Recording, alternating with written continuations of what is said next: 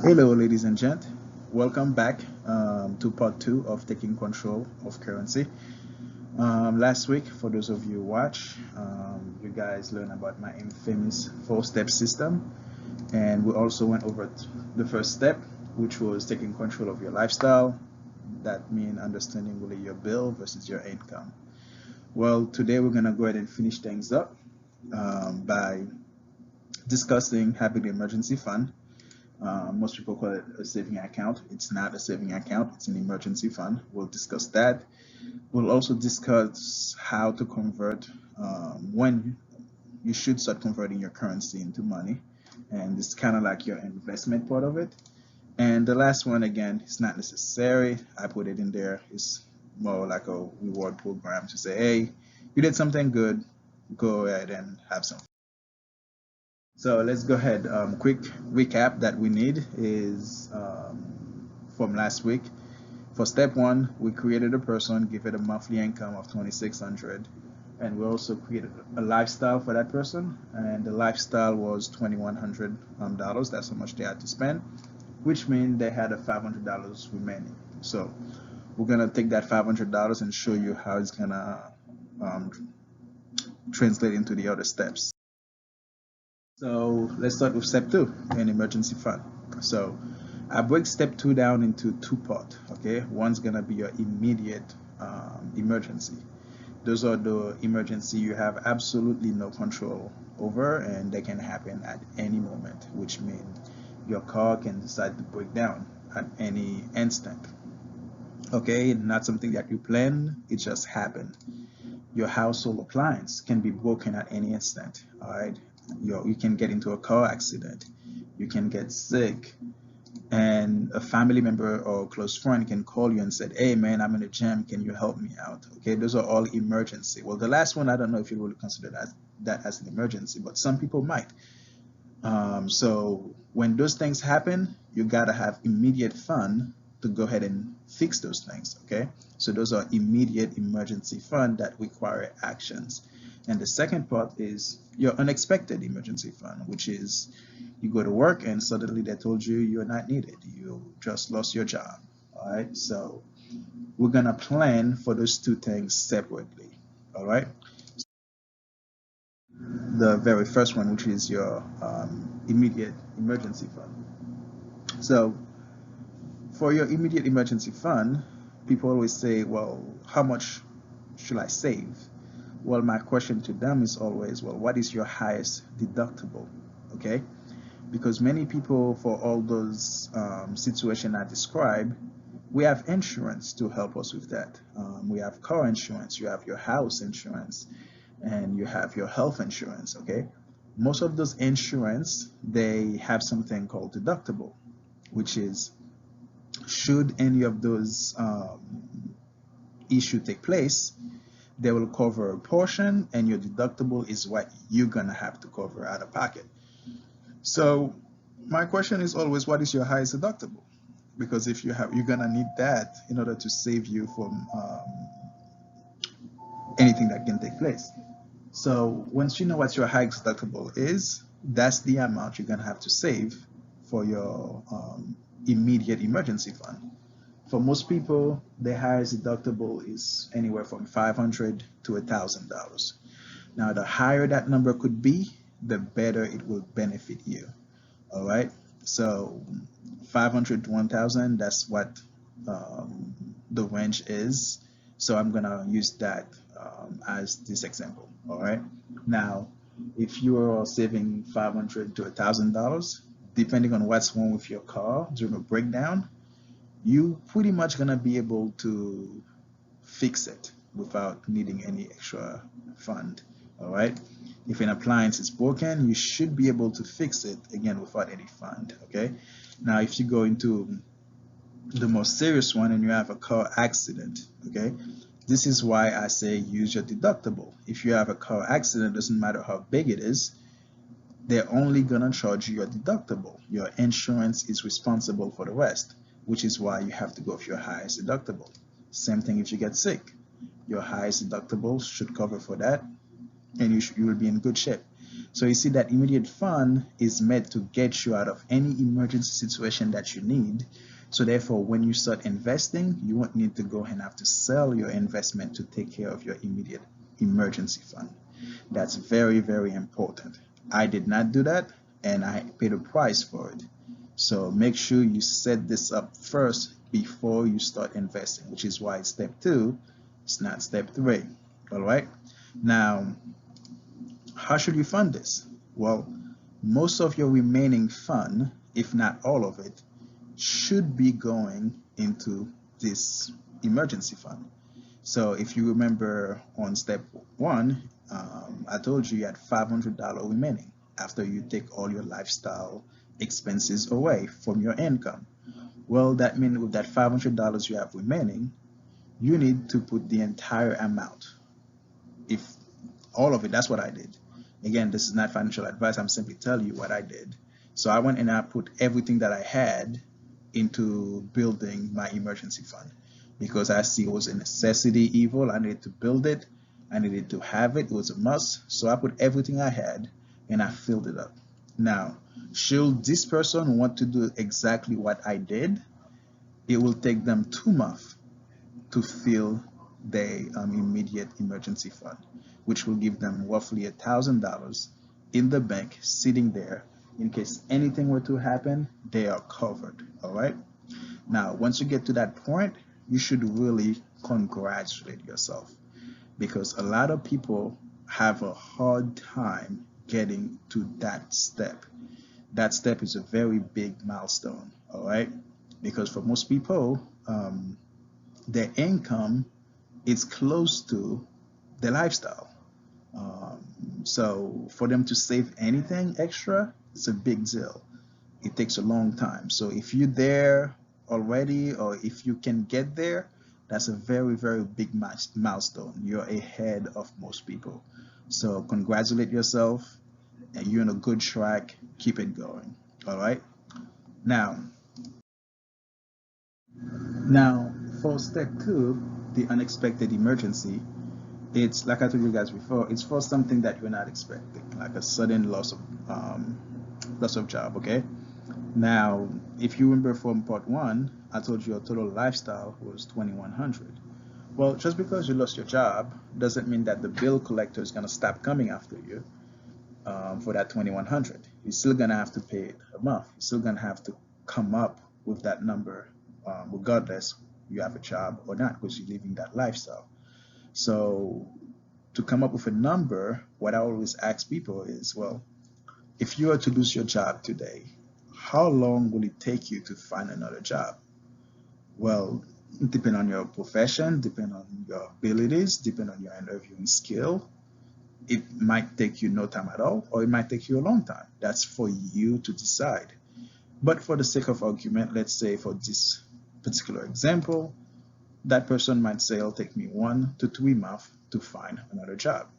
So that means since you are living a lifestyle that costs you $2,100 a month, to fund this account, it'll take you $2,100 for 1 month or $6,300 for 3 months. Okay, this is how much you're gonna have to save just in case one day you go to work, your boss said, hey, you no longer need to be here.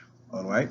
Now, how will you fund this account? Now remember, you're using your entire full 500 for your immediate emergency fund. All right. So once you finish funding that account, 500 now should be free. So you're gonna use half of the remaining balance to go into this account. Okay. Now, so we had 500 left remaining after step 1. Simply 250 is gonna go to cover this account. It doesn't matter how long this account take to fund. Okay, take your time. You're not gonna build it overnight. It's gonna take you some time to build it. This account is not for an immediate emergency that you're expecting to take place right now. If you're expecting for this for you to lose your job all of a sudden, then you should really think about putting the full 500 and start saving up as fast as possible. But if you're like most people, you're going to work, you're doing your job, you're doing what you're expected to do, don't worry too much about that number. This is just some number you're putting there in case something happened. You know you're covered. Whenever you hit it, you hit it. So, but I will still use half religiously of my monthly account going to this one, just to make sure that at some point I do get it filled. All right. So now you should be asking yourself, well, what am I going to do with the other half of the money? Well, that $250 at that point is going to go into step 3 or step 4. So at this point, you should start really congratulating yourself, because now you're ready to start converting your money into, your currency into money. All right. So at that point, you can start investing. You can start really build wealth. That's the very first, how do you say it? That's going to be your very first instant of really getting some wealth accumulation. All right. So that's a that was a big deal to me. I don't know if it's a big deal to you, but that was a very big deal to me. All right. But enough on this, moving on. So let's just do a quick recap. How do you control your currency? Well, like I told you, I created my infamous 4-step program. The first step was really taking control of your lifestyle by understanding your bill versus your income. And as you can see, once we start diving into this, we're putting the numbers together. You don't really need to think. You don't really to react. The numbers are what's telling you what to do, what not to do. From there, we find out how much we had left over to start building an emergency fund. Okay, most people call it a saving account, but like I told you before, it makes no sense calling something a saving account if that thing's gonna lose value. So that's just that's just an emergency fund. Okay, now you're up to a point where you can start converting your currency into money. And like I told you, whenever you start that step, most investment company, they're gonna say, well, how much can you afford to lose? Well, you know that number now. You didn't have to think about it. You didn't have to pull a number out of thin air. That 250 that we talked about in the last slide, that's the amount you can afford to lose. Because if you were to invest that money, let's say, right, and let's say the investment go completely wrong and things does not work out, well, that does not disrupt your lifestyle. Okay, you're still able to pay your bill, you're still able to save, you're still able to maintain your life. So it hurt, don't get me wrong. I'm not saying just go there and invest like you don't care. It's gonna hurt, but it's not gonna hurt to the point where you're gonna be scratching your head to say, how am I gonna survive tomorrow? All right. And the last part, like I said, that's just simply I put there just to kind of like have a reward program, have some fun here and there. Okay. All right, so let's start discussing step 3 and 4. So when you get to step 3 and 4, really that's when you're gonna take the remaining 250 that you have and start converting it real money. So when you get to that step, we're pretty much talking about your investment. Gold and silver are part of the commodity bracket. So there are more commodities out there, but for this channel, we're gonna focus more on gold and silver. All right, and we're also gonna talk about stock. We're gonna explain what stock is, but we're not really gonna go into companies and dive into it in details. And the reason likely is because the way that I've learned to invest is to go with the cycle. Every vehicle has a cycle. You invest on them when they're on the bottom, and you ride them on their way up. When they get to their way up, you sell it, and you go into the investment vehicle that's about to go into the next rally, into the next step up. Well, stock already went to its cycle where it went all the way up, so there's no need at this point for us to spend time and discuss stock. I know some people might disagree with me there. I get it. To each their own. Everyone got their preferences, which is why I will explain what a stock is. But personally, I will not spend too much time there. All right. And once I believe right now we're in the cycle for gold and silver, I think they're gonna be the next one to go up, to rise up in price. which is why I'll make that one of my priority to discuss that in this channel. All right. The next one we're gonna talk about is bond. Again, I'll just explain what a bond is, and once I explain what a bond is, we'll understand why I won't spend too much time discussing it. And then the next area we'll discuss is cryptocurrencies.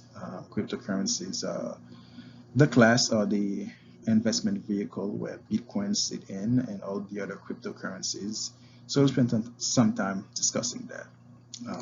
Step 4, if you wanted to, one of this day, instead of investing, being all serious, wanted to have some fun, well, this is the fun where you'll build your vacation. If you want to go and have the expensive dinner, go to a show, a movie, whatever you like to do on your spare time that brings you joy, this is where you're gonna build that fund. Sometimes, depending on the month, I might do half go to converting that into currency into my investment and half go into my fund. Sometimes I go full investment, sometimes I go full fund. It depends what's going on. So once you get to this step, that's why I combine them two together. You can really do whatever you want, because that fund is not really penalizing you. You can choose to use it to benefit you, or you can choose to relax you. It's up to you at that point. All right.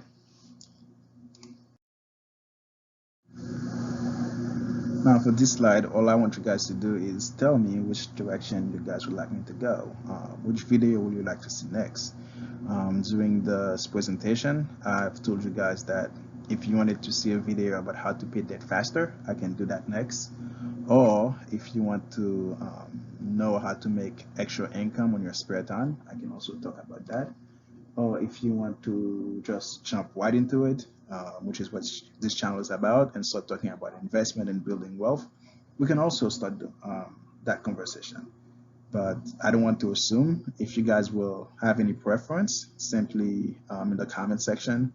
1, for paying debt faster, 2, to increase your income, or 3, just to go ahead and let's talk about investment. Whatever you guys would like to see is the video I'll make. If you guys don't choose, I'll just simply pick one and move there. So I want to really engage you guys to participate, because you guys are why I'm doing this for. So give me some direction here on where to go. And again, if you have not subscribed yet to this channel, take some time and hit the subscribe button below and hit the bell next to it. So the next time I make a video, you'll be the first to know. And if there's something you didn't like about this presentation, simply let me know in the comment section. And my goal is to get better at doing those. And each time you leave a comment, you're helping me get better. Until next time, guys, I'll see you guys later.